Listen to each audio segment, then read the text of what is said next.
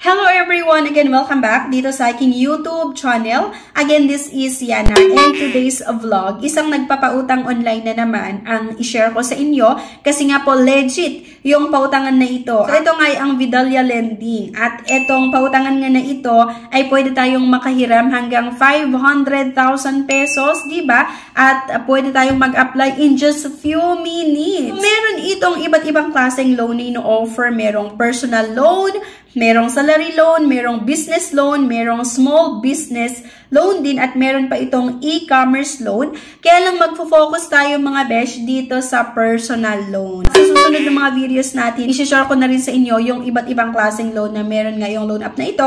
Pero actually, pwede nyo i-explore na yung Vidalia Lending kapag i-download nyo yung app nila sa Google Play Store or pwede rin sa App Store. Pero bago ang lahat mga beshies, kung bago ka pa lang dito sa aking YouTube channel, abay mag-subscribe ka na nga po para makasali sa ating weekly pa-Gcash giveaways, at meron din po tayong pa-monthly, pa-cellphone giveaways. At congratulations syempre sa mga winner natin, lalong-lalo sa winner natin last February at sa mga previous winner nga po na. Palang pag-uusapan nga natin ay ang Vidalia Lending Corp. At kapag i-download nyo nga, ayan, Reinvent Credit and Investing, your finance tech-driven company built on the belief and deliver customer-focused experience using smart credit model. Kailangan nyo nga maglagay ng inyong email address at mag-create ng password. Pero kung wala kayong account dito, ay kailangan muna nating mag-create ng account nga. Sign up lang at kailangan na nating sagutan itong mga basic information para makapag-create nga tayo ng ating account. So like yung first name, middle name, you will be redirected. Pag nasagutan nyo nga yung basic infos,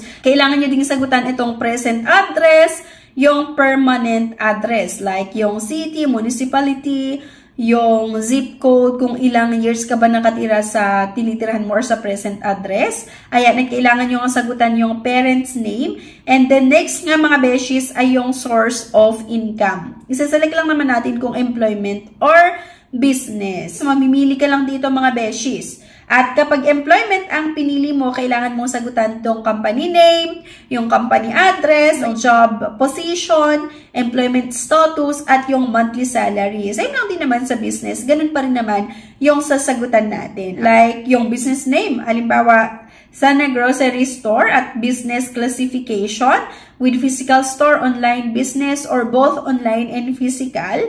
And then business platform, pwede sa Shopee, Lazada, Facebook, TikTok, website, or other. Facebook and TikTok, nakadepende naman kung meron kang online store. Pero kung wala, okay lang din naman.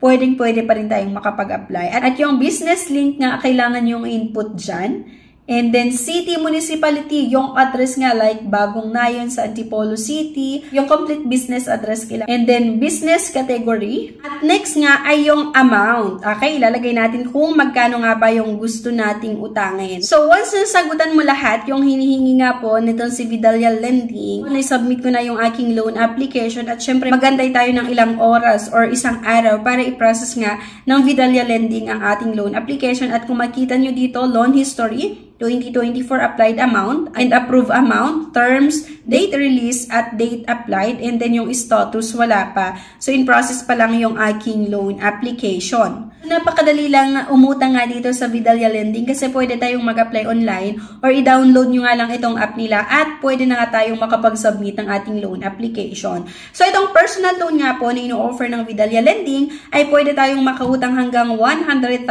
pesos and apply online in just a few minutes. Get your money in 1 to 3 days and make fixed regular payment.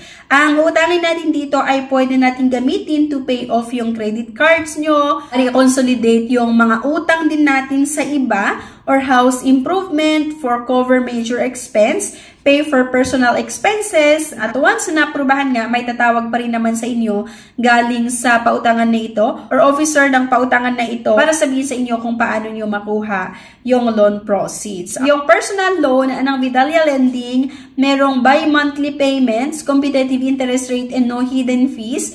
pay your loan through post-dated check or directly from your bank account, through post-dated check or PDC. Kapag sinasabi nating post-dated check or PDC, mag-issue po kayo sa company nila na PDC or cheque. Tapos yun po yung popondohan natin. Siguro may mga nagtatanong sa inyo, paano nga ba namin makuha yung pera kapag naprubahan? So the money will be on bank check. You can encash or deposit it to your bank account. Bank transfer to your bank account is available upon request. This will give you the freedom to choose where you will spend the loan. It may take a while for the loan to appear in your account depending on your bank. So ayun mga beshies, kung interested kayo or gusto nyong subukan na mag-apply nga dito sa Vidalia Lending, go lang kayo sa Google Play Store, i-search nga yung Vidalia Lending at i-download. Then pwede nyo nga i-explore itong pautangan na ito. And napaka-legit din naman talaga yung loan app na ito. Isa sa mga pwede nyo i-consider na pwedeng mautangan, do medyo mas matagal yung process nila kasi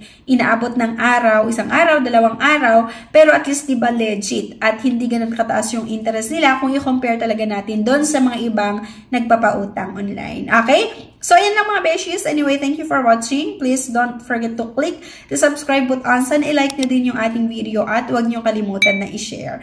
Thank you guys at see you on my next video. Bye-bye!